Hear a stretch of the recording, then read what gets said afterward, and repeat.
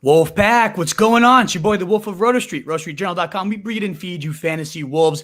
Thrilled to continue the series. Welcome on now for a second time, the Ringer's Danny Kelly. I am just beyond pumped to talk with him again. He is the king of the Ringer's NFL rookie and fantasy football draft guides. He co-hosts their fantasy football and NFL podcast shows, and we're going to be digging into his top 60 rookies for Dynasty. What a great list. I just cannot wait to get going with you, Danny. How's that going, though, man? It's going well. How are you doing? I'm doing fantastic. Like I said, talking with you is always a blast. I love picking your brain. You're one of the first people I read when your draft guide comes out. One of my favorite opinions to take and cross-compare. So to have you live and be able to pick your brain right here is just a joy. So it always is, man. It's the best. I appreciate it. Absolutely. And as I was mentioning at the top, we're going to dive into his top 60 rookies for Dynasty Fantasy Football. He kind of treats it like a big board. There's a fantastic article up at theringer.com/fantasy. You should all check out. You can also check out Danny's rankings before the draft, the NFL draft guide there at nfldraft.ringer.com. All fantastic stuff. So be sure to check that stuff out. But there's a blurb on you. Everybody going, again, as I said, deep, 60 players. You don't really find that too often, certainly not for free. So make sure you guys check that out. Before we get into the specifics, though, the specific players, I always love to just kind of pick brains about how do you evaluate people? How do you rank them? So what is kind of your process? What are you looking at when you formulate these evaluations and rankings? So I think I kind of straddle the line between like a tape guy and an analytics guy. I obviously spent a lot of time watching these guys for the pre-draft process to do the NFL draft guide for the Ringer, which isn't fantasy focused. It's just like a regular NFL draft guide, top 100 guys. So obviously I spent a lot of time doing that. And so I certainly do, I guess, rely on the tape a little bit. I mean, everybody has their biases. Everybody has their favorite players. Everybody has guys they think are, just going to be really good. And so I definitely don't ignore that, but at the same time, try and balance out with, just the analytical stuff that I think has been proven to be predictive, like breakout age, the production in college, all those things. I try and weigh both those things, equally with the tape and try and kind of just come out with some sort of equally weighted ranking. So I'm going to probably be higher on some guys that the analytics crowd are really low on. Tutu Atwell, for instance, might be I might be a little bit higher higher on him than consensus, but then at the same time, I definitely don't ignore the analytics. I try and keep that in mind, and I think it's very important. So yeah, basically try and do a little bit of both. We got the best of both worlds here. I love to hear it. And I noticed that in your approach. You'll say, this is what I saw, and then this is the stat that either backs it up or might refute it too. You're all open and honest with that. That's why I love reading those breakdowns, man. They're all fantastic. Let's start getting into them.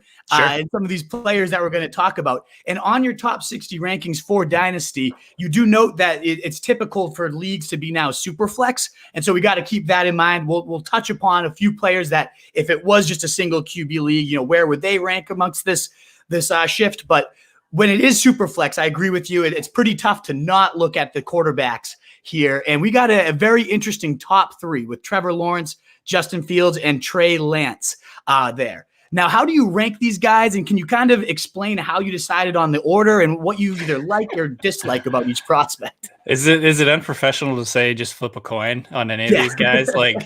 I think Trevor Lawrence separates himself just because he's sort of the whole package. And I think, as a passer, he's pretty unparalleled, I think, in this class. He's done it for the longest. He's proven year in, year out, accuracy, arm strength, all the physical tools that you want. And then he also has the running capability. He really reminds me a lot. I didn't use this as my comp. I went with John Elway or whatever, because it was that's how big he was as a prospect. But he reminds me of Justin Herbert as a player profile type guy, kind of a tall, skinny guy with a good athleticism, good arm. Kind of like a complete skill set. So I think Trevor Lawrence just gets the nod because of he just checks so many boxes, and, he's done it against top competition throughout his college career. So I just think, your odds of him hitting, I think, are strong. I went with Justin Fields over Trey Lance, even though I think they have a very similar skill set. I liked Lance's landing spot quite a bit more than Justin Fields. I think that he's set up for success immediately. I think that he's going to be with a good coach. They have good, skill position group guys that are going to really elevate his game. All of those guys can just take like a little slant and pick up 50 yards or whatever. The run game is going to support him. Justin Fields doesn't really have that. There's a few guys that are talented. Like Allen Robinson's good, obviously. Darnell Mooney's on the up and up, but it's just not the same supporting cast. But I kind of just wanted to stay true to my pre-draft rankings a little bit. I just had Justin Fields higher. I think he is like literally the platonic ideal of what you'd want as a fantasy quarterback. Like he's uber, he's like elite accuracy. Like PFF has charted all his accuracy stuff. He's one of the most accurate quarterbacks they've ever tracked. That seems to get lost in the shuffle somehow. He's like elite accuracy. He's also a 4.4 guy. He doesn't run. Maybe he may not end up running as much as Trey Lance does in the pros, but he can run. He's very fast. I think that they'll use him in the run game, to kind of change up like the defensive looks and all that. I think he'll probably end up being more like on a Dak Prescott's like spectrum or whatever as like a rusher. Like maybe they'll utilize him a lot in the red zone rather than, a Jalen Hurts type of deal. But I think he has the rushing upside. I think he has the potential to score a lot of touchdowns with his legs, kind of like, I guess, like a poor man's Cam Newton. And so I ended up putting Fields number 2. I don't feel like super strongly about that, though, because I love Lance's landing spot. The things I think that make me like pause about Lance and make me a little bit hesitant about Lance is just his lack of experience. Like, number one, against good quality good quality defenses. He played at a lower level. He didn't really play in 2020. He's like played one game. It was a exhibition game, more or less. And he has very few overall attempts in his college career. Justin Fields has more attempts. He has more starting experience. He had it against better competition. I mean, we saw what he did against Clemson. I think that matters. So I guess when it comes to like bust potential, there's just a little bit of like an alarm bell ringing in my head about Trey Lance just because of his lack of experience against big time talent. But that's not me saying I think he's going to bust. I just think it's just a little bit, it's just holding me back a little bit on kind of like, I guess his risk profile or whatever. So that's kind of how I rank those 3 guys. I think, I love Justin Fields. I think I've been above consensus, or at least like the national consensus on Fields. I don't know. I still don't understand why he fell in the draft, and he was the 4th quarterback taken, but we'll see what happens. Yeah, I'm with you. I actually have Fields at the top of my rankings. Sweet. Because of everything that you were saying there. As a Pats fan, I was like, come on, trade up, go get him, or somehow fall to us. Yes. Mac Jones, not a bad consolation, but still Right. I would pray, and somehow Fields fell to us. I don't get what was going on with that fall. I think he's going to prove everyone tremendously wrong. Yeah. I have him right up there. I actually do have Lawrence, the 3rd of these guys, but he's the safest. He's the highest floor. So if you're like a dynasty team that needs that immediate, I know what I'm getting, I'm with you. But as you mentioned, the Konami upside, just we've seen how huge of an edge that can be. So I typically go for that rushing upside there. I was going to just to interject, like, honestly, I think you want to test your rankings against what you actually do with teams. Like if I'm sitting at the number 1 spot, I'd rather trade back to 3, honestly, and get a little extra value, pick up like a veteran guy or like a early second or a late first round pick, and then pick either Fields or Lance. I'd almost rather do that, even though I've got Lawrence ranked higher, if that makes any sense. Absolutely. Yeah. It's almost the tiers, right? So they're so equal, and it's so tough to, pick out what is the reason I have this guy so much higher. They're not so much higher. Exactly. Why not get the value moved down if possible? Totally agree with that assessment. I do think those 3 in particular just can't miss either way for super flex for long-term value. I think they're all going to be great. So I'm with you. Exactly. Trade down, get the value there for sure. And Wolfpack, if you are tuned in and you don't mind giving this a thumbs up, whether you're catching the replay live, a retweet, share, all that good stuff, helping us get out to more people, grow the pack is so appreciated. So thank you. If you consider doing that for us, it is greatly appreciated, guys. Well, in single quarterback leagues now, your board does flip pretty decisively, with Trevor Lawrence going all the way down to number 8 as the first QB off the board. And I totally agree with that assessment as well. But here in these single quarterback formats, you have Jamar Chase at number 1. He's also the 4th guy after these big 3 quarterbacks in your 2 QB league. So safe to say you love him. And I know you're not alone in that assessment of Ja'Marr Chase.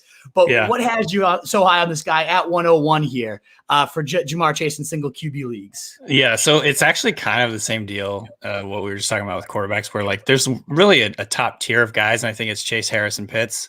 And I wouldn't like try and argue with you if you had it flipped in any other different like way. Like if you had Pitts at number 1, I get it. Like he's a unicorn prospect. I went with Chase, I think, just because he like feels is sort of like the platonic ideal of what you're looking for at a receiver prospect. I mean, maybe other than the fact that he's not like 6'2", but he plays like he's 6'2". It was actually surprising to me that he weighed in at 6'2", because, or at 6 foot or whatever it was, because I was like, whoa, he looks like bigger on the field. He's physical. Has elite speed and athleticism, like 41-inch vert, like 4.35 or something like that in the 40, like elite physical attributes, elite production. And obviously he was like a top 5 pick. He goes to an offense with Joe Burrow at quarterback. Obviously that's his college quarterback. That's always a good thing. I think this is going to be a team that plays fast, throws the ball a lot. I just think all the pieces are in place for him to immediately emerge as like a big time fantasy, asset. And so you're not going to have to be waiting around, I don't think, for this guy to like gain value. Even compared to like a guy like CeeDee Lamb, who I absolutely love. He was my top ranked guy last year. Like, I think push comes to shove, I might take Chase over CeeDee Lamb just because I think he's got, that ceiling to be a true alpha number 1. Whereas like CeeDee Lamb, I think is awesome. And he's going to make that big jump this year, but we did have to wait a little bit to kind of like see what that was like. And so I don't know. I just think Chase is awesome. I think he, like his style translates to the NFL. He's going to bully, opposing cornerbacks. He's got the, like, for lack of a better term, like the eye of the tiger. Like he's just going to win at the catch point. You know what I mean? And yeah, I pairing him with Burrow is just perfect. So it's really hard. It's like hard to figure out why people maybe aren't higher on him or kind of, I think, are doubting him, because I think he just has, like, he checks all the boxes. Absolutely. The one thing I hear is, it's a crowded target, competition. I don't buy that, though, because one, I think he walked in as the alpha from day one. He was the alpha with Justin Jefferson alongside him. To think about. Yeah. Records as a rookie. Like, no doubt in my mind, he walks in, he's the number 1 guy, as you mentioned, that established rapport. And 2, even if he were to be, in the mix of 1A, 1B with T. Higgins, who I love as well, they were leading the league in pass attempts per game when Burrow was healthy, 40 attempts per game. As you mentioned, the pace, they were number 1 in pace when trailing, and they were trailing quite often. And I don't expect that to change. Like, I think this aerial pie is going to be big enough to sustain multiple receivers with him being the number 1 option there. So I'm fully with you. He's clearly my number 1 receiver, and right there in that conversation for 1 overall. The only guy I'm considering above him would be who you have at 5 right behind him, and that's Najee Harris. And I guess that's more because I love the bell cows. I've always been a sucker for them, and they're just so rare that when you have a shot at the true next potential horse, to me, that's what I go for. Yeah. And clearly you love him too. You have him at number 5. He's your number 1 running back by a mile. Do you expect him to be the next great Tomlin workhorse? What's kind of your projection for this guy coming in? Yeah, I mean, I think so. Again, these rankings, it's always tough to do rankings because it's like every team is a little different. It's like, you know what I mean? If you already have a couple bell cow guys on your team, like maybe go Chase, because that's, going to give you that value bump or whatever. I personally build my dynasty teams. I lean elite receiver a little bit higher just because they tend to carry their value longer. True. And are more, in my opinion, I think they're more liquid, like as trade like assets than some running backs. Like even like right now, Christian McCaffrey, the undisputed number 1 player in fantasy, is like kind of hard to trade because you have to give up so much. You have to get so much for him. Number 1, you have to find the perfect sort of like situation for him and someone that's willing to give up like this massive amount of like draft capital or players or whatever. So to me, like they're a little less like liquid, but I definitely understand like they are the biggest like edge you can get in one season. And so it's certainly important to grab those guys. But it's just like a balance of trying to like plan long-term and have your team be like elite every year versus maybe trying to do it in cycles. Just kind of depends on how you want to do it. So that's just big picture general stuff. But I think, Harris walks in, he's going to be Le'Veon Bell. I mean, I honestly think that they're like very similar type players. Both patient runners, both came into college like not with elite speed or considered to be like the highest level athletes or whatever, but they're just like good natural runners. I think Harris has a really good like hesitation move, makes guys miss in a phone booth. Very good pass catcher, very natural pass catcher. Isn't going to struggle when he's like lined up outside or whatever. So I think he's going to walk into a lot of volume. I guess the only questions that you'd have is how long is Roethlisberger going to be around? We don't know exactly what the quarterback situation is going to be long term, and maybe he's going to end up with a quarterback who doesn't like to check it down to running backs or whatever. There's just more uncertainty, like slightly more uncertainty, kind of around his long term future. So I think that's why I lean Chase, and maybe, I mean, honestly, I might, just thinking about it now, I might even lean Pitts a little bit, but he runs into some of the same question marks with like Matt Ryan nearing the end of his career, at least, in the next couple of seasons. So these are the kind of things I think about when putting these lists together. But at the end of the day, like, I think Chase, Harris, and Pitts are all like, I don't know, just off the top of my head, like 99th percentile type prospects. Like these are all great prospects, and I think you're going to hit whether you pick any of them.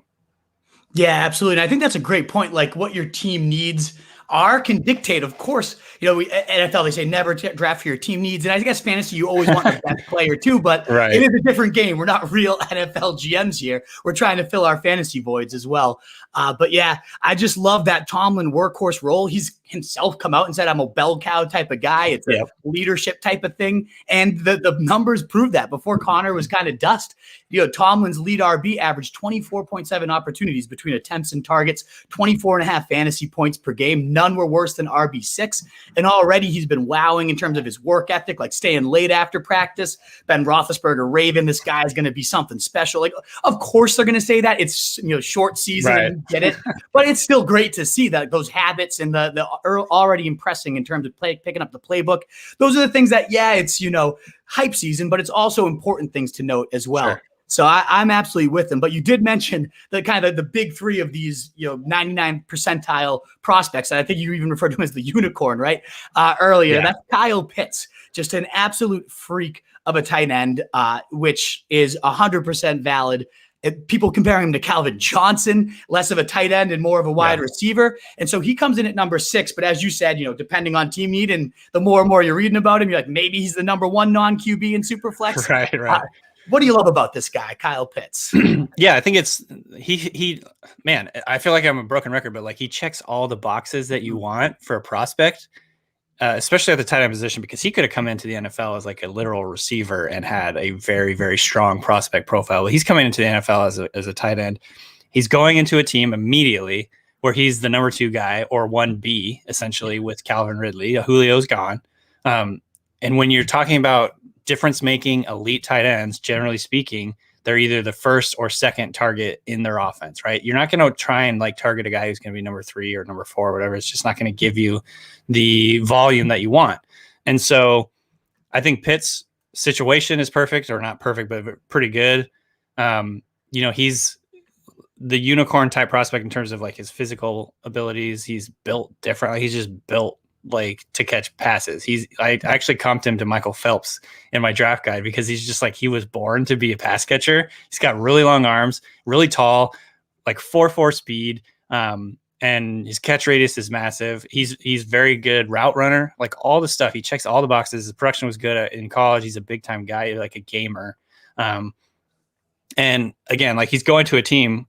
Arthur Smith is the offensive coordinator. They obviously seem to have a plan for this guy because they drafted him so highly. They passed on Justin Fields to draft this guy.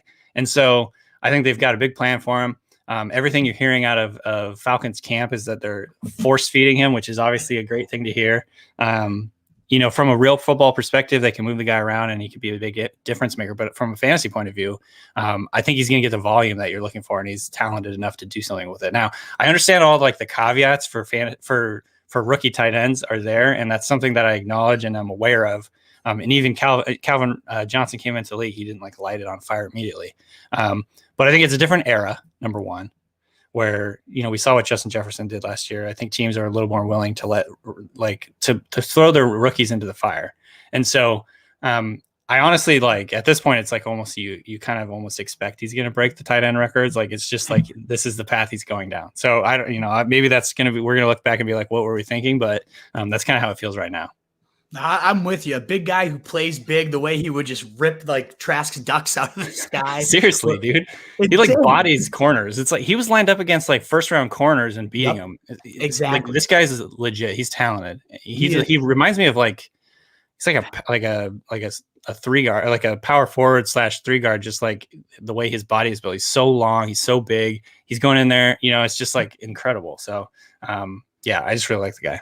I'm with you. I don't see any way this guy doesn't translate and immediately dominate, even though those rookie tight end, we know all the stats, but the outlier of all outliers for sure. And I think he's going to the perfect offense. And you mentioned the new car or whatever they called him. Like they're just peppering him because they're so excited to have him, the most targeted guy in early camp. Like you love to hear that stuff for sure. And I don't think it's a fluke. Arthur Smith, he was a former tight ends coach with the Titans. And, even Delanie Walker going back, he had 4 straight seasons of 800 or more yards, 100 or more targets, and only 2 tight ends and passed that 800-yard receiving mark last season. Only 5 saw more than 100 targets.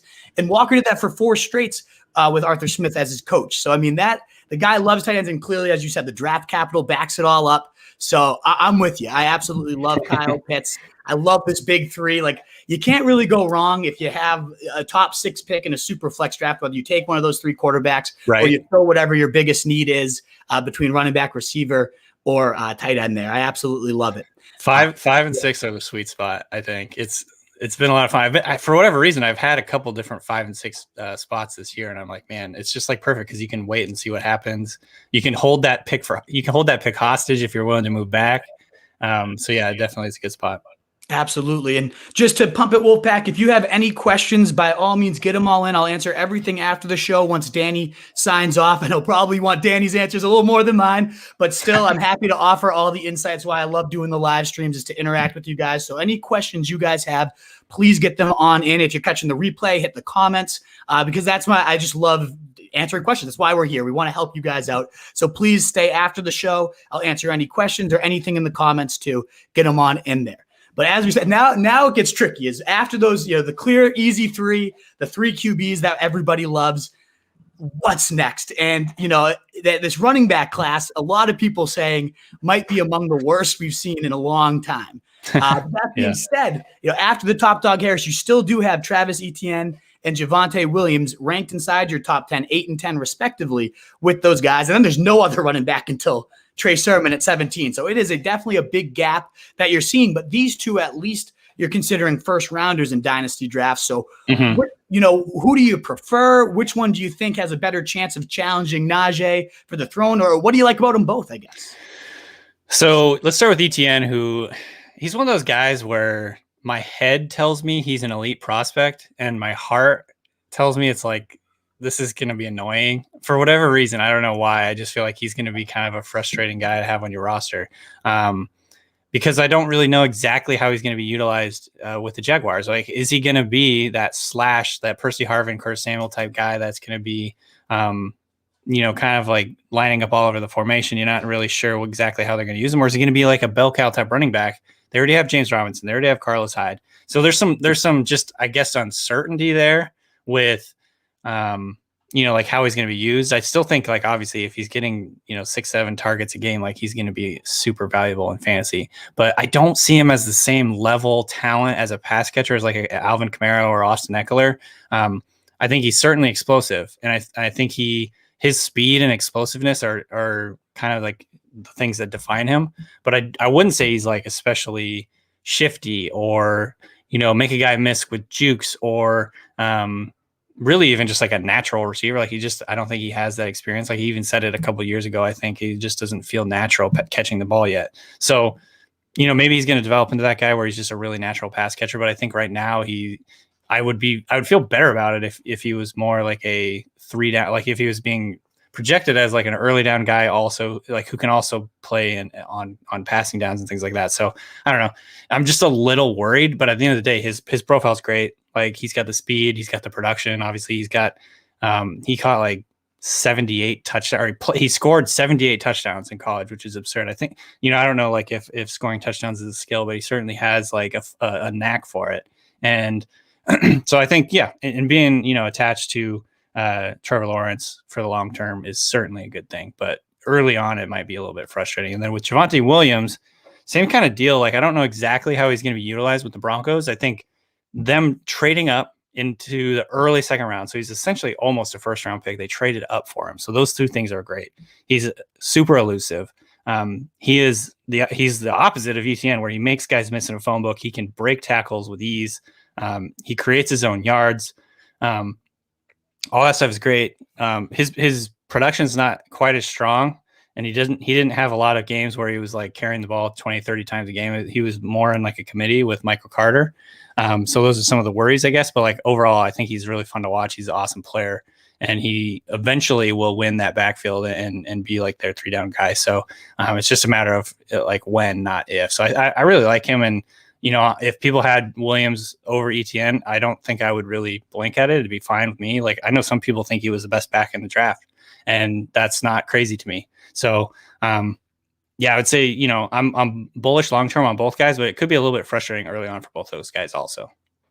I'm with you 100% on both of these. In fact, we had Thor over from NBC Sports Edge come on and said very similar things. That two guys that I really trust in their evaluations and their eyes. He was saying, Etienne keeps getting these Kamara comparisons. Let me tell you, he's 100% not Kamara. So to hear two guys now say that, I think we got to pump the brakes on those comparisons for sure. And I actually do prefer Williams, especially with this latest hype that he might be the week 1 starter because of how impressive he is and the draft capital they invest in him. And I fully buy that. And they say they're going to use all 3 running backs, but their offensive coordinator, Pat Shurmur, has always been a workhorse guy, always been a bell cow breeder. To me, his path to that role that we all crave is a little bit clearer than Etienne's for all those reasons you mentioned, Robinson, Carlos Hyde, and that Percy Harvin role would be great. It certainly comes with its target upside and just a lot of manufactured looks. And those guys did eat under Urban Meyers in college, but it's tricky to know which one to go with. I personally think I prefer Williams right now. They're both great talents, both in not the ideal of landing spots, but I think Williams is the one that rises a little bit faster for sure. But I do also consider them both, just like you do, the clear 2 and 3 of this class at running back, and a pretty big drop off from there. The next wide receivers you have within that first round, if we're doing a top 12 dynasty draft, would be those Bama guys. And I think this is a good case of what you were kind of alluding to at the beginning, where you have your analytics, but you also have your film with Devonta Smith, because he might be the most polarizing of all prospects. My guess is, the film and the tape is winning out for you a bit because you have him at number 9. I'm with you. I think he is an absolute baller. But then also Waddle's not far behind him at number 11. So what are your expectations for these two, and what makes you a little bit higher on Smith than Waddle? So, it's tough because I think the allure of Waddle is like the upside, right? He's the next Tyreek Hill or whatever. There's certainly an allure there. However, we just haven't seen him do it. Like, honestly, because of injuries, because of the really stacked depth chart there, like he never produced like an elite number 1. He does lack size. Different style of size lacking than Devonta Smith, obviously, because he's built better, but he's 5'10" or whatever he is, and 180 pounds, and he's almost the same age as Devonta Smith. So like, people who are worried about the age and the size, I think you have to worry about both Jaylen Waddle and Smith. Waddle has like rare explosiveness, and his ability to pick up yards after the catch is, I think, like the thing that defines him. But at the end of the day, I just went with Smith because I think, he did it in college. Like, his numbers were absolutely freaking absurd this last year. Everybody knew they were going to him, and he still posted like the most absurd like numbers. I think that indicates he's good. And he was doing, good things early on. He didn't break out early. Like these are some of the concerns. He's small. There's very few guys that have come into the NFL and produced an elite level at his size. I get that. He's a senior declare. That, generally speaking, is a lower hit rate going into the, especially when he's being taken as high as he was taken. Like, the guys that were taken in the top 10 who are seniors it's like not a good list. And so I think that there's certainly reasons to like be wary of Devonta Smith, but I almost put him like in the same sort of category as Kyle Pitts, as like he's just a different guy. Like he is the outlier. I know that you're not supposed to chase outliers. Some people just choose straight up don't chase outliers in Dynasty. But I think he's so good. He's so talented. He's just a natural. And this is such a cliche. And I know that people will be like, oh, such a tape guy thing. But it's like, he's just really freaking good at the game. Yeah. And so I think that's going to translate to the NFL. And I think you're going to see him get open a lot. I think you're going to see him used all over the field. I think he goes in, he's already the number one. I think it makes Jaylen Reagor the number two, which is much more natural, I think, and beneficial position for him to be in. And so, and the other thing is like, you just didn't really see the lack of size be a big issue for him in college against, top level corners in the SEC. He gets pushed off his route every once in a while, but it's not like he was injury racked his whole career, or like he was getting knocked out of games very, very frequently. He did break his hand in the championship game, but that was only after he scored 3 touchdowns in the first half. You know what I mean? So it's like, it's not showing up like the concerns you have over skinny guys. It's just not really showing up in his game. So these are the reasons I have him ranked, I guess, probably, I don't know if it's what it is compared to consensus, but maybe a little bit higher than some dynasty players, that especially ones that are high on analytics and really, really focus on analytics. He might be a little bit lower for them. And I get that, but I don't know, man. He's just, I think he's just really good. And he's just going into a good situation where he's going to immediately be the guy, I think. And he's going and playing with his former college teammate. That might be a big deal. We'll see. Obviously, if Hurts plays well this year and he improves as a passer, then we're going to look back and be like, Devonta Smith, why were we even doubting him? If Hurts is bad, if he can't make a jump as a passer, I think number one, both people are going to be like, haha, I told you so on Hurts, but people will also be like, haha, I told you so on Devonta Smith. So it's like a precarious situation, I think. And so hopefully I'm just really hoping. I'm high on Hurts too this year. So I'm just hoping that all works out. But I would say there's still some risk when it comes to Devonta Smith, and you have to be aware of that. But I also think he has like elite upside. He's like Calvin Ridley. I think he really has like Calvin Ridley upside. So we'll see how it all goes. I'm absolutely with you. I'm Team Smith. You're not the first receiver to win the Heisman in 29 years. You don't put 12 catches, 215 yards, and 3 TDs up in the first half against the supposed second best team in the conference there. It blows my mind. Yes, I get low BMI, all that stuff, but come on, the guy, he's been playing with low BMI his whole life and dominating. He's so long and rangy, just runs every single route to complete perfection. I think he dominates. And even if Hurts doesn't pan out, I think that bond that they have, like if he's not going through his progression and stuff, well, who's he going to go to? The guy he trusts the most. Yeah. He already has that with. I think that even a worse case with Hurts is going to still play into Devonta Smith a bit too. So I love him. I'm 100% Team Smith. I think everyone's overthinking. I think right from rookie season, I think he's going to walk right in. He's fallen to like round 7, 8 in best ball right now. And, the stack upside in best ball you need, but also just get this guy. He's going to eat from an early age. I'm very, very confident in that. And I think he's going to make a lot of overly analytical people regret that. I really hope so, because I've got a lot of shares. You know what I mean? Like he's fallen in so many rookie drafts. I'm just like, okay, I'll grab him. And this is like the great thing about Dynasty. It's like, I might end up regretting that. And I probably have too many Marquise Brown shares, honestly. So maybe I didn't learn my lesson, but yeah, at the end of the day, I just think he's just gonna be a different one. Yeah, I've heard that too, the Marquise Brown comparisons, but this guy's just different. Like it's a different route tree. It's a different level of production against different levels of, I don't like that comparison at all, that people keep trying to draw him down. So I'm with you. I think Devonta, I'd be happy if I was in your spot with a ton of shares, and I'm trying to get as many as I can as well. Well, moving on then back to quarterbacks, because there is a bit of a drop-off, as you mentioned, especially in one QB leagues, but even in Superflex, you have some of these elite guys before you then insert Zach Wilson, the number 2 pick, and Mac Jones rounds out your first round at number 12 there to finish out your first round of a Dynasty Superflex draft. And then we don't see another quarterback till pick 30. So these are the last 2 guys that you're even considering as a potential panel. I mean, maybe really deep down the line, but what do you consider with these guys long term? Like, who do you kind of think has a better future, and what kind of holds them back also from being with those big 3? So yeah, I like Zach Wilson, and I think I could. So, if you have him at number 4, right behind Fields and Lance, like again, that's not really going to bother me. And I've seen him go in a lot of drafts at number 4. Again, it's kind of like a philosophical thing. Like, do you take a quarterback automatically because they just are so valuable in Superflex, or do you take a guy who you think is going to hit at a higher rate, like you think has a better probability of being like an elite guy? The reason I have I have Chase, Harris, and Pitts over Wilson and Superflex is because I think those three guys are just elite prospects. I don't necessarily consider Wilson an elite prospect, at least from fantasy point of view. I think he's a very good prospect, and I comped him to Baker Mayfield.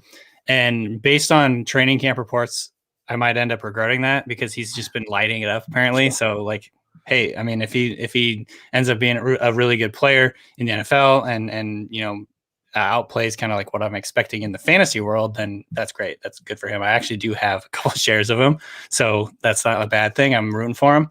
But I just think like overall, I think his rushing upside is a little bit lower than these other guys. Certainly, I think he's a dynamic guy that can like make things happen outside the pocket. But I would compare him more like the reason he's closer to Patrick Mahomes than some of these other guys based on his mobility. I think his like he reminds me of Mahomes as like a scrambler, which isn't necessarily like an elite. You're making guys miss. You're like picking up these chunk yards. He's a guy that can make things happen outside the pocket, pick up an annoying first down, piss the defense off, and then go back and like throw a touchdown. Versus the guy who's going to like rush for 100 yards in a game. I think he's more like a Mahomes where he can get you like 2 or 3 fantasy points on the ground, but it's not going to be like his game. So that drops him down just a little bit. Obviously, if he ends up being the passer of Mahomes, then I'm going to regret ranking him low, and whatever, everyone's going to regret. The Jags are probably going to regret or passing on him at number 1, but we'll kind of see how that happens, how that goes. He's obviously, getting a lot of buzz in camp, so that's exciting. I think this offense is perfect for him. The theoretical offense that I think they're going to run there, the 49ers style one. So, I think he's definitely he's in play at number 4, and I wouldn't really blame anyone if they took him that high, especially if they needed quarterbacks. Yeah, I love the buzz too about the Jets. Like, when he first went there, I was like, it's the Jets. Like, you're gonna go there, your value dies. Like, totally. It's the Jets. But then they beef up the line the right way, and like Elijah Moore, I love that pick. The rapport they're already building. Speaking of guys, I'm probably already too low on, but yes. Yep. We're going to be hitting him too because, he's been lighting it up. And then I'm like, all right, if the Jets beats writers, are they just like pumping everybody and they're just all going to be world beaters? And I got to approach that a little more cautiously. But I like what they're doing as an organization. I haven't said that about the Jets in a very, very long time. Right? Yeah. So he is stepping into a much better situation than I think I initially entering the offseason would have imagined the Jets being. So I've started to steadily rise Wilson, especially with this buzz. That he's killing it, and that as a leader, they're loving him because you look at the guy and he looks like he's like going to prom night. But if he's a leader of men already and these guys are rallying around him, like that's what you want to hear. That's what you like to see. So I love it. What about Mac Jones? So certainly Wilson's bringing up more upside to the table. And I'm higher on him too. How could you not be? You went number 2. Right. But still, Mac Jones isn't too far behind in your dynasty rankings at number 12. You're the last quarterback you have in any type of starting consideration here. What do you like about him, and what do you think his prospects are with the Patriots? My Patriots over here. Oh, yes. Forgot you're a Patriots fan. So I got to color it in rose color. No, I'm just kidding. But I think, I think the accuracy is the big thing with him. Accuracy, timing, getting the ball out, distributing the football. It's always been a pejorative to call a guy a game manager, but he is like an elite game manager. I think he's the type of guy who's going to keep moving the chains, give the ball to his best players and let them do the work kind of deal. And him being in what I would consider a pocket quarterback certainly hurts his fantasy outlook, his fantasy upside. I comped him to Matt Ryan, and I don't think that's a bad thing. Like, I think like if your upside is Matt Ryan in the future, like, your range of outcomes is like you could have one elite year like Matt Ryan did, and then a bunch of pretty damn good years and be like a low end quarterback 1. I think there's so much value in that in fantasy and especially in Superflex, particularly in Superflex. He's probably not, going to provide as much value in one QB where you really want to be chasing that ceiling, that upside. But in Superflex, like he's going to get you solid starts, I think, and he's going to develop into a good starter. So, I debated putting him higher here. But again, it was like sort of the question, like, I guess you're just like, who are you chasing here? Like the elite profile type guys, or, guy who's going to be solid and you don't think he's going to bust. It's just kind of like whether you're chasing ceiling or floor. And I think he could be higher, or I think, in theory, like he could be lower, because I like what we're hearing from Elijah Moore. Like, I almost wish that I had Waddle and Moore switched at this point, but Waddle was the 6th pick. You know what I mean? It's like, I don't know. And a lot of people love Waddle. A lot of people, like, I think NFL teams had Waddle as their wide receiver 1. So it's just tough. Like these rankings are just, there's tiers here, and it's more like tiers than individual 1, 2, 3, 4, 5, 6, 7, 8, 9, 10 type of deal. So yeah. Right. Absolutely. Well, you mentioned Moore, and that's kind of how you kick off your second round of a dynasty draft, being Rashod Bateman, Elijah Moore, Terrace Marshall, and Rondale Moore. So it's an interesting group that you go back-to-back picks 13 through 16. So clearly we're talking about tiers. These guys seem to be in a pretty steady group for you. Yeah. Although is Moore kind of maybe ascending from that group to the next level based on the latest buzz? Yeah, he might be. Yeah. How do you kind of rank through these guys? Who are your favorites? What do you like about any of them? You can highlight them all. You can pick 1 or 2. Yeah. What do you think of this next kind of crop of wide receivers? I think that it's funny because I got so much Elijah Moore pre-draft. I love the guy. Yeah. And so now I'm like, I don't know why I didn't rank him higher here. I probably should have him higher because I love him as a prospect. I think it was really just the size thing that was a concern, but he's right now, it's like, it doesn't seem to be proving to be an issue whatsoever. Like he just is like, this is a small class of receivers. Like the receivers are small. And so you have to decide whether you're chasing a guy who profiles like an alpha, like a Terrace Marshall, who's 6'3", 205 pounds, like runs a 4.4, all that stuff. He's like a number 1 receiver in quotations, versus like an Elijah Moore, who I think has the upside, honestly. And this is like kind of ridiculous to say, but like, he's like Antonio Brown. Like he could be a high volume elite number 1 for the Jets eventually. And like what we're seeing so far is like, he's just blowing up. Like what you're hearing from beat reporters is like, they haven't seen anybody do this before. Right. And it's like, it takes me back to when this is a very different comparison because he was undrafted, but it takes me back to Doug Baldwin and his training camp with Seahawks when he was a rookie, and everyone was immediately like, this guy's a star. Like he's not only making the team, he's going to like lead the team in receiving yards as a rookie. That was how clear it was for Doug Baldwin as a rookie. And I think we're seeing the same thing with like Elijah Moore in camps. Like this guy is legit. We know what we're getting here. This guy's going to be a star. And so I'm almost like a little bit bummed I didn't rank him higher. I have been on like he was my 31st ranked player in my final draft guide. So like I had him as a 1st round pick. He went a couple picks after that in the real draft. But I think he has star potential. The Bateman one I think is the hardest because, and I said this in my rookie rankings, I think is just he tests your conviction over not reacting too much to landing spot, right? Like he is the perfect test. Because it's easy to say like, oh, you shouldn't overreact to landing spot. AJ Brown, like we all thought landing with the Titans was terrible, blah, blah, blah. And it like made him drop a little. DK Metcalf landing with the Seahawks, like where they just run the ball forever, whatever, like that's a bummer. And it's such a test because he really is landing in a terrible, like it's the worst situation, really. It's like, God damn it. He's landing with the team who not only runs the ball more than any other team, but has a quarterback who runs and has been inaccurate down the field. Like I love Lamar Jackson and I'm still very bullish on his future, but like this is a bad landing spot, right? Yeah. So I don't know. The reason I kept him there is number 1, I think he does come in and inherits the number 1 role, which is big. It's kind of like the Devonta Smith thing. Like you're going to be the number 1, if not this year, then next year. Yeah. And I think it actually makes more sense. Like Devonta Smith and Jaylen Reagor, it makes more sense to have Marquise Brown as like the number 2 that you can move around, create explosive plays, somewhat similar like skill set type guys. And so a bet on Bateman here and is like a bet that he'll elevate the Ravens passing game to the point where it's going to have more volume. It's going to have more efficiency. Lamar Jackson has been very, very good in terms of his touchdown rate. Like he's been elite in his touchdown rate since he's become like a starter, or at least since the 2019 season. And so, it's just kind of like betting that he'll be an impetus to change their passing game. And I believe in his talent. Like his prospect profile, like he ran well, he had good production. He's got good size, even though he did lose a bunch of weight because he had COVID. I think, he plays like a big player. He plays like a big receiver, I should say. And so, I don't know. I just like him a lot. I think he's going to be really good. And I think he has the potential to elevate that passing game. However, if I was going to remake these ranks probably right now, I'd probably put Elijah Moore over him. Yeah, It's like a week I'm later. with you too. That latest hype storm, and it's Connor Hughes over at The Athletic that I keep just seeing. I love it. I mean, every single day, whether it's a deep pass, whether it's a red zone, like, I mean, he's doing it all. And I love the track record of recent Ole Miss guys, like whatever they're doing down there with the receiver coach or whoever. AJ Brown. Yeah. Yeah. I mean, it's tough to argue.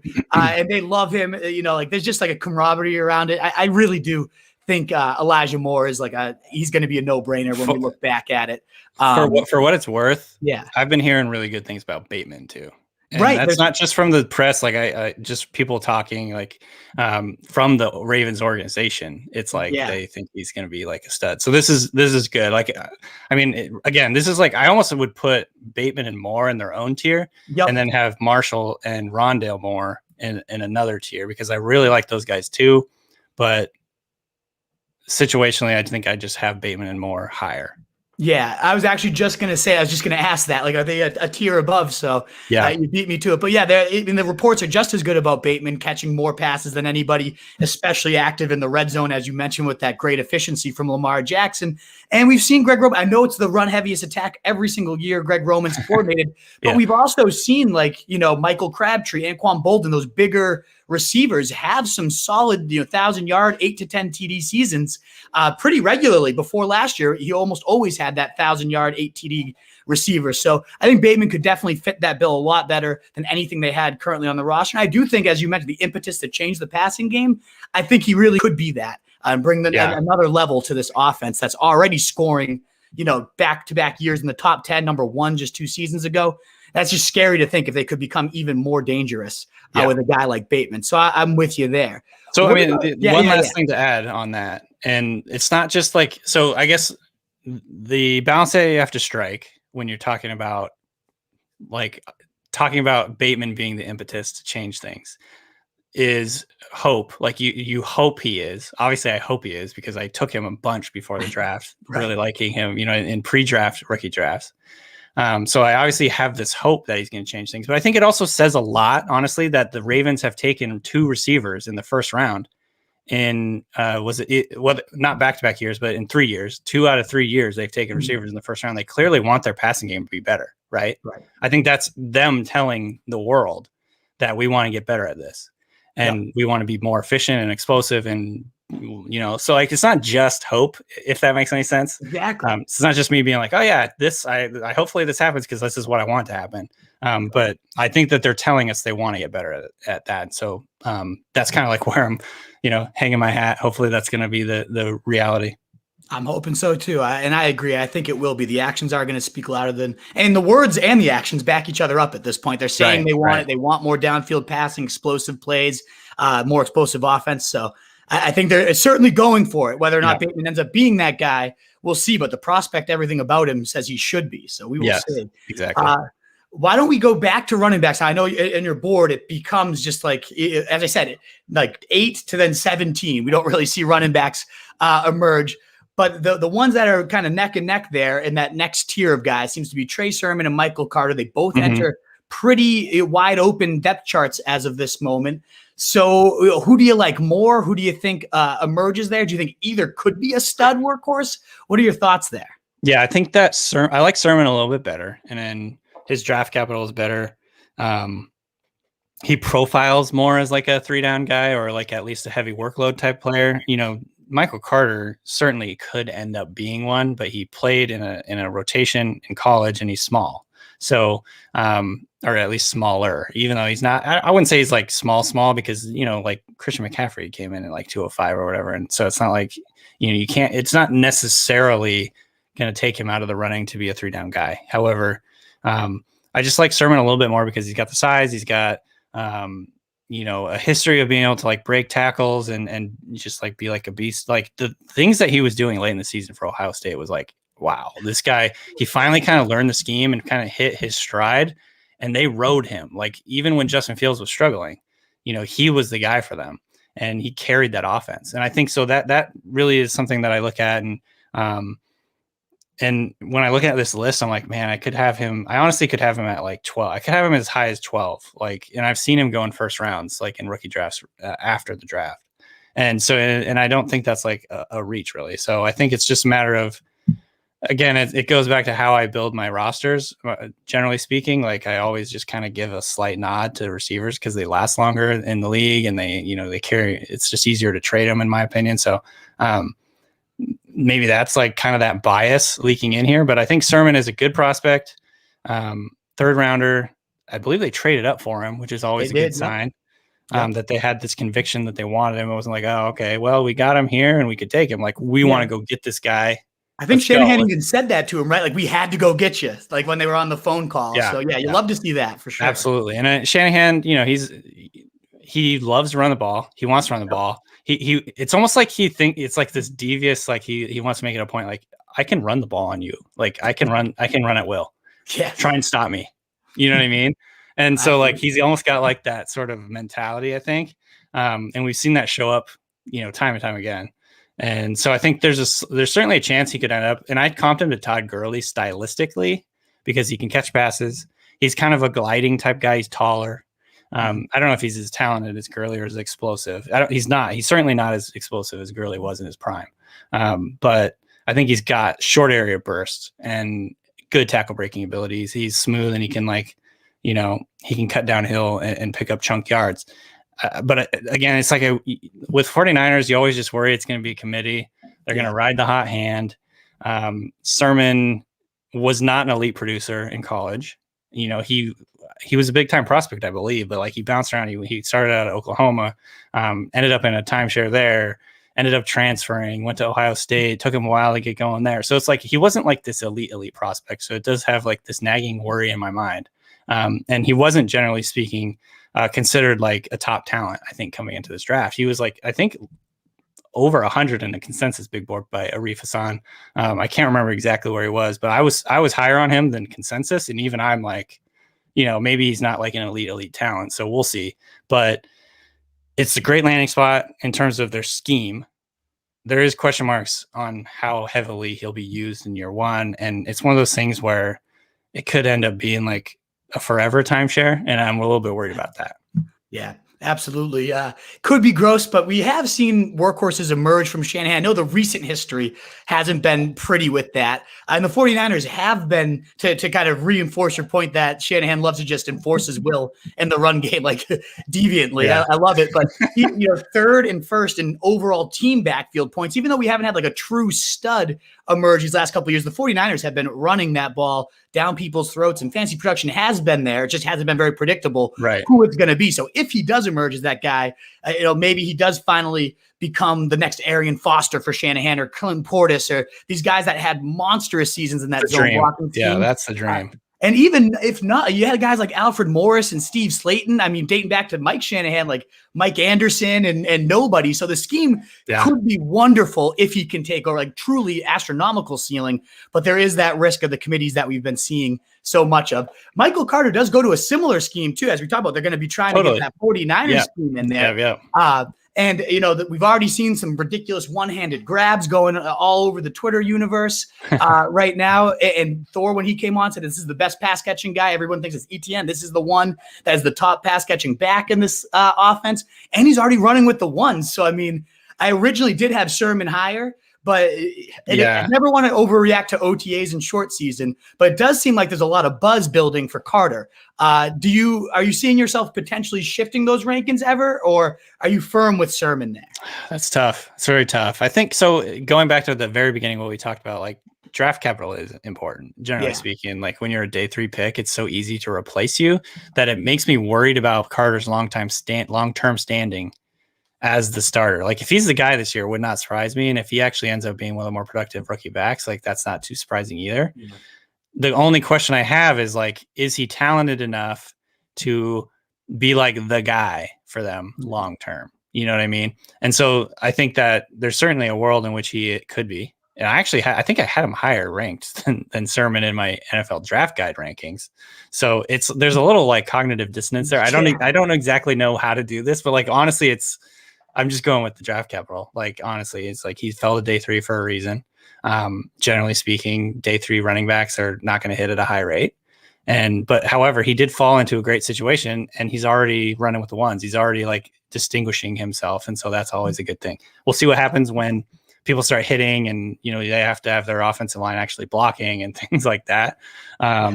But, he's the type of guy who could factor in the passing game and on the ground.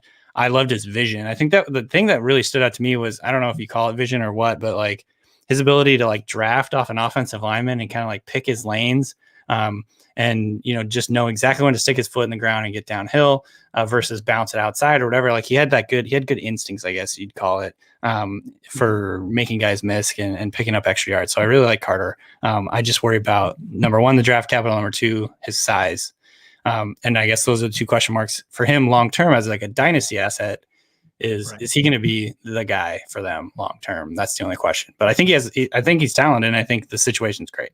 Absolutely. He did mention too in his post-draft presser that he's been playing in a zone blocking scheme since high school through college. And so that's kind of where those instincts, like that's perfect for what he's going to be entering as well, that they've truly been developed. And the team did say we were shocked he was there on day 3 and had to scoop him up as fast as we can. So maybe they had him said the right things than the draft capital. So we're all the buzz is right. We'll see if it lines up. But I know we're up against it here, and I want to make sure I get to run you through the fantasy no huddle. Is there one last player that you want to make sure to shout out before we get into that no huddle offense? Let's see here. I'm just looking at my rankings. Trying to find a guy that maybe people aren't talking about a ton. Right. I don't know. Like we hit all the big names. Who's Danny Kelly's like underrated guy that people might not be talking about that you're really in on? You mentioned Tutu at the top. Whoever. Yeah, should I'll go against the consensus. Like, why are we so? I guess the question is the weight that big of a deal with Tutu Atwell? I brought up Marquise Brown earlier, and obviously he's been a bit of a disappointment, or I'd say he's been a disappointment in the NFL based on like the hype and where people were taking him. I don't know if the jury's out necessarily on him yet. I think, like I said, I think he's actually going to be a good value this year because people are so down on him and he's kind of disappointed the first 2 seasons. But I think that Tutu Atwell is pretty similar to Marquise Brown as a prospect. Obviously the size thing was a massive concern, but he was explosive. He produced, like had good production in college. He broke out early. He was a 2nd round pick. He goes to a team with a very good offense and a very good quarterback, and and he's still going in the late 4th. I don't know if that really adds up. And so, obviously all the caveats about his size are important, and you have to understand that he has to be an outlier, I guess, to hit. But in the 3rd round, or especially in the 4th round, like, dude, I'm taking that risk over some of these other guys for sure. So I've got him ranked higher than, maybe a lot of people would have him ranked. I think, I might not be the highest on him, but I'm certainly not the lowest on him. I'd say that I'm more optimistic about what he could do based on what I think this Rams offense is going to be. Going forward with Matt Stafford instead of Jared Goff. Like, I think the sky is the limit for this offense. I think that they're going to rotate all these guys in. It seems like they really love Van Jefferson. They really love Tutu Atwell. Even Jacob Harris has been really impressing at training camp. And I think so. Yeah, I'm just a little bit higher on Tutu Atwell. I think he has the potential to surprise people. I'm not saying he's going to be an elite like wide receiver 1, but the fact that he's going like in the 4th round of rookie drafts was like kind of surprising considering he was a 2nd round pick. So we'll see. I'm with you there, and I'm fully on board with the Stafford blowing up the Rams narrative. I think that's totally going to happen, unlock the next level of McVay. Well, let's move us on into, as fast as we can get through it, the no huddle offense, 20 rapid fire burning questions. What name comes to mind when you hear these, my man? Let's get on in. It's going to be tough. I'm ready. In order, the first 3 picks in every 2021 draft should be. Okay, so this is my rankings: McCaffrey, Cook, Derrick Henry. And that was half PPR. Gotcha. Travis Kelce should go no later than pick number 17, I guess, but that's probably too high. That's probably too low, or whatever, however you say it. He probably needs to be going higher, but I've got him ranked 17, and that's only because I've got a lot of like for instance, like Cam Akers, Joe Mixon, some of these high upside running backs above him. But yeah, at the latest 17, probably earlier. Gotcha. The next Mahomes, Lamar, Josh Allen is. Oh, so I think it's Hurts.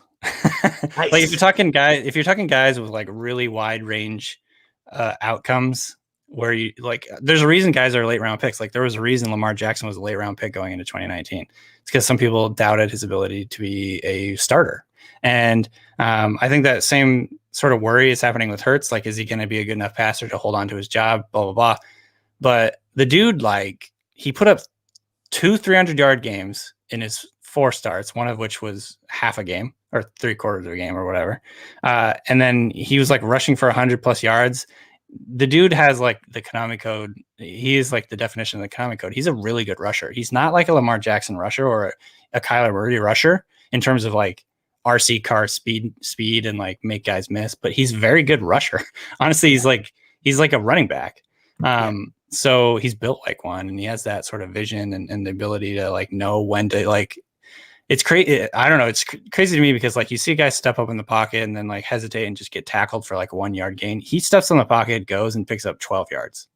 Yeah. So I don't know. I just think he has the potential in fantasy to like be that later round. I don't know if he's not a later round guy, but certainly not in the top tier right now. Who's the veteran who gained the most value this offseason? So what do you mean by veteran? Because I was going to say Cam Akers. Does that count? That counts, yeah. Just not non-rookie. Yeah. Or are we defining it like the NFL defines it, like 3 vested seasons or whatever? No. Cam Akers, perfect. Okay, Cam Akers, I would say because it looks like he has like Todd Gurley upside going into 2021. So yeah, the next Todd Gurley, I like it. Veteran who lost the most value this offseason. James Robinson. Yeah, and same like thing. Obviously, he's young, but he goes from being the guy. We're getting like 95% of like the volume there, and now he has to deal with Travis Etienne, who was a 1st round pick. He's probably going to be an early down banger. He's not like lost all his value, but certainly not a guy you're taking early. The rookie 101 should be, I think you said Trevor Lawrence or Jamar Chase, right? So we can pass on that one into the biggest rookie flop. I guess we haven't really truly hit. We covered a lot of guys. Who do you think flops the biggest out of this class? Flop. Shoot, this is tough.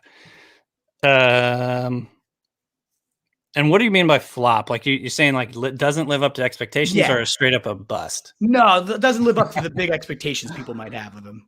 I guess I'll say Waddle, even though I am pretty high on him. I just think that, you know, he's got so much hype. He was the 6th overall pick. But I do worry a little bit about his size and his just lack of history of producing big time numbers. I don't think he's going to be a bust, but people might be a little bit bummed out about what he did as a rookie. And hopefully I can eat those words because I do have quite a few shares of him already. So yeah. Who's the free agent you think crushes in his new home? Shoot, give me a few names, will you? Like Corey Mike Davis is a popular answer. Ooh, Mike Davis, that's a great one. He has like a direct line to being like the bell cow there. So yeah, I think that's an easy one. Yeah, a lot of people have been going with that one. Who do you think's the early rounder that busts the hardest? So this is along the same lines of Waddle, so it's like relative. I could see people really, really buying into the Jonathan Taylor hype train and then being a little bit bummed out because, and not because I think he's not talented. I think he's maybe like one of the most talented runners in the NFL, but I think you get stuck with like the Nick Chubb problem where he's not going to be heavily involved in the passing game. The team wants to use a rotation.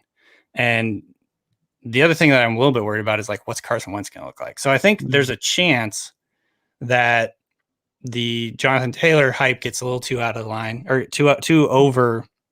Like people are like taking him 1st or 2nd or whatever in drafts. And like, he ends up being like the RB8. That's not like a bust, but you know what I mean? Yep. He's been an answer on here plenty of times so far. Who do you think ascends from the mid rounds to early rounds next year? Ooh, that's a good question. Let me pull up my ranks here. So ascends from the middle rounds. I mean, does Jamar Chase count? Because I think I would put him on that. Absolutely. Jamar Chase would be one. I think Jerry Jeudy has a chance to make a big jump. I don't know if you'd consider. Yeah, I guess he's a mid rounder. And then CeeDee Lamb is certainly not a mid rounder, but I could see him be like a top 10 pick next year. You know what I mean? Instead of being a 3rd round pick or a 2nd round pick. So those would be the names. So just 2nd year guys taking big jumps. Love it. What's the most important training camp story or battle to monitor in your mind? Jameis Winston versus Taysom Hill. Yes.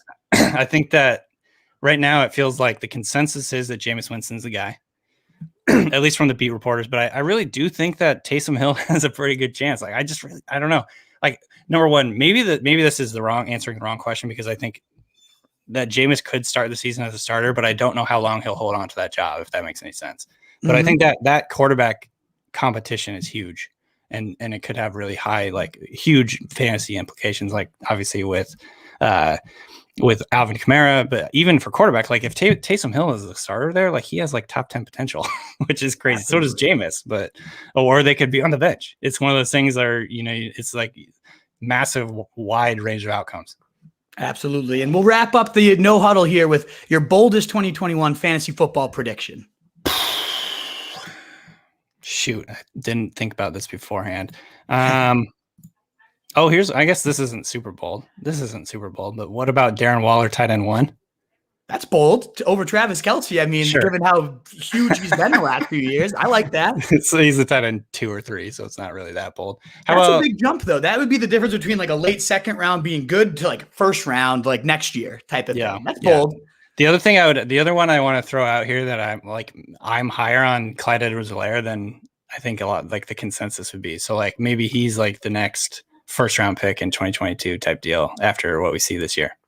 I'm with you too. I'm way higher on him as well. Well, Danny, this was amazing. Thank you so much. Why don't we wrap up with you reminding people to where they can find your work and how they can connect with you. Yeah. So Danny B. Kelly on Twitter, co-host the Ringer Fantasy Football Show. I appear periodically on the NFL show. And then we're going to be putting out the Ringer Fantasy Football Draft Guide here in, I think, July. Unsure exactly when it's dropping, but keep an eye on for that. And then my rookie dynasty ranks are up at the site right now, so you can go check those out. Awesome, Danny. Well, thank you so much for your time, your insight, all the answers. Absolute pleasure, as always, talking to you. Thanks again, man. Absolutely. Thanks for having me on. Talk to you later.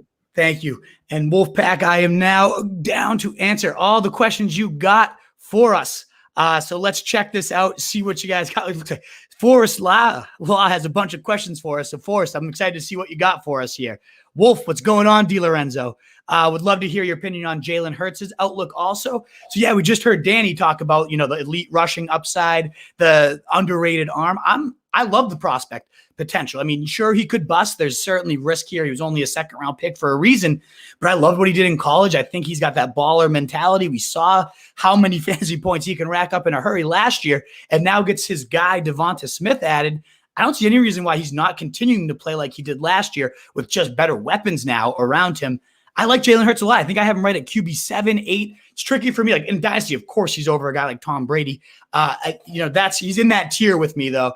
The guy that led the league in passing touchdowns and yards last year. I think Jalen Hurts belongs right in that tier as well. So I love Jalen Hurts long-term and especially short-term. Long-term, a little bit shakier because he could bust. But at 2021, I'm very high on getting this guy, and I think he's a great value.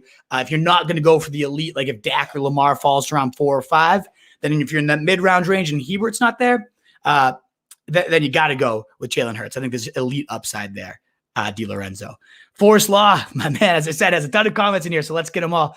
DJ Moore over both Terrace Marshall and Diami Brown.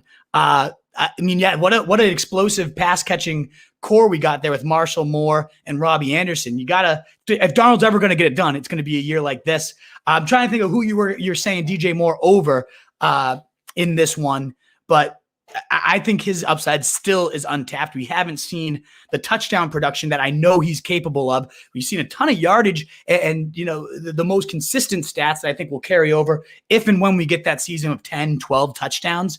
Maybe he moves more into that role that Curtis Samuel had last year of a lot of manufactured touches with Samuel now gone. I think there's a lot of upside, a lot of underrated upside here with DJ Moore. But there are people that love him. So like in every draft, you have to be that guy that loves him to make sure you go get him. And I don't know if that's going to be me this year. There's just some receivers that go around him that I prefer personally. And I'd rather, if I'm going to get into that offense, I like the value you get on Robbie Anderson, who I think produces very similarly. At last year, outproduced DJ Moore. I'll take that like 4 or 5 round discount to get a piece of that Panthers offense with the guy that has the Darnold rapport. But of course, the guy's got insane talent. I am worried that we haven't seen it fully all come together, but I wouldn't be shocked if that season is this year with Curtis Samuel now gone. What's going on? Forrest Law with Matt Ryan at QB for sure. You got the, Kyle Pitts could go crazy. Ribeyes. Don't know what that means, but yeah. Alex, Pitts or bust. it's so do, like as Danny was highlighting on the show, what a great show, by the way. I love Danny Kelly again. How could you say though, like it has to be Pitts if you had a wide receiver need? How do you not go Chase or bust, right? If you have a running back need, Harris or bust. Now, I guess running back's the riskiest of them, right? Is he truly elite? Is that offensive line going to be a big hindrance? But no, I don't think so myself. Stafford overrated in all his weapons except Akers. They aren't the deep threats. Plus, he never had a run game or defense. I don't know if I agree with this one, Forrest. I think Stafford's a beast. I think what he did in Detroit with, once Calvin Johnson was gone, at least a pretty slim weapons cabinet. This guy was chucking routinely. You give him by far the best weapons cabinet at this point, I think, with Cooper Kupp, with obviously Robert Woods, one of my favorite players. But I wouldn't say these guys don't have speed when you have Tutu and Deshaun Jackson added this offseason. I mean, those guys can absolutely blaze down the field. The 3 games you're going to get out of Deshaun Jackson this year. But Tutu sells right in if and when Deshaun Jackson goes down. I think they very much built a couple vertical components to let Kupp and Robert Woods go crazy. And it's not like Stafford just only needs to uncork it. He's accurate underneath. Like he can let these guys go and do their work for sure. Hate standard scoring. I'm with you there too. Why do running QBs like him compete with A-Rod in fantasy? That makes no sense. Point per completion will fix that trash. So I get what you're saying, right? To balance out. If you're a purist, like football should reward how valuable they are on the field, how good they are at their position. Yeah, I can see that, right? Like a point per completion, balancing things out a little bit more. But I also get the argument of, these guys are bringing a whole different level to the offense now, a whole different thing you have to defend. So I see that as well. Plenty of first downs with their legs, plenty of rushing touchdowns. So I don't know that I think they have to be penalized for being good with their legs, right? I get what you're saying. And I see that point. I can see, maybe a quarter point per completion helping to fix that stuff. I think Tua will give Waddle the choice targets. Harris is my flop. Maybe, so Danny saying the flop might be Waddle there. I could see the choice targets, but who says Will Fuller doesn't get those targets? And he's only on a 1-year deal, right? But between the quarterback, he's certainly better than I think he gets credit for to all this hype about the interceptions, all that crap. I'm done with that. I think Tua is going to definitely have a much better sophomore season. I think he can definitely sustain 2 guys. But I am worried about what Danny mentioned, the injuries, the fact that despite having this elite Tyreek Hill package, he's never seemed to fully ascend the depth chart or put it all together and have that monster season. Nick Chubb is an absolute savage too. He's the type of guy that like your fantasy locker room just needs, a character guy, the hard-nosed running person. I'm absolutely with it. Taysom Hill sucks and hurts. I don't know about that. It hurts. Taysom Hill does suck as an NFL quarterback, but fantasy-wise, he was the number 3 quarterback for his 3 starts. I'm with it. And Bryan Edwards was looking absolutely monstrous. Yes, Forrest Law, I did see that for sure. Thank you, Anthony Lorenzo. I appreciate you tuning in. Good stuff all around in terms of Nut Free by G. I had some cookies this week. Fantastic, as always. So appreciate that for sure. Well, Wolfpack, thank you guys so much. As always, we'd love to stay around for the mailbag. So if you get those questions in throughout the show, I will always answer everything you bring after our guests sign off. But thanks again to Danny Kelly of The Ringer. Thanks to everybody that tuned in either live or catching the replay here. We so greatly appreciate it. And if you aren't already subscribed, whether you prefer YouTube, Facebook, follow me on Twitter at RotoStreetWolf. Wherever your preferred outlet is, we will be there for you to answer your questions, to keep bringing this fire content all summer. I'm about to be on summer break, so that's when the things really turn up and the content just flies. And we have some great guests lined up for July as we've been churning. If you missed some of our shows, make sure you tune in. And all these are available also as podcasts. If you prefer listening or you got a busy day and you just want to put the headphones on or a commute, you can find us on iTunes, everywhere you listen. We will be there for you as well. So thanks again, Wolfpack. You can find all our content also at rotostreetjournal.com. We breed and feed fantasy wolves, and podcast specific ffbbpod.com is where all our content can be found. Much appreciated again for you guys being here and interacting. Anything you need in the comments, get it in there and we will get to it for sure. In a world full of fantasy sheep, Wolfpack, be the wolf. I'm out.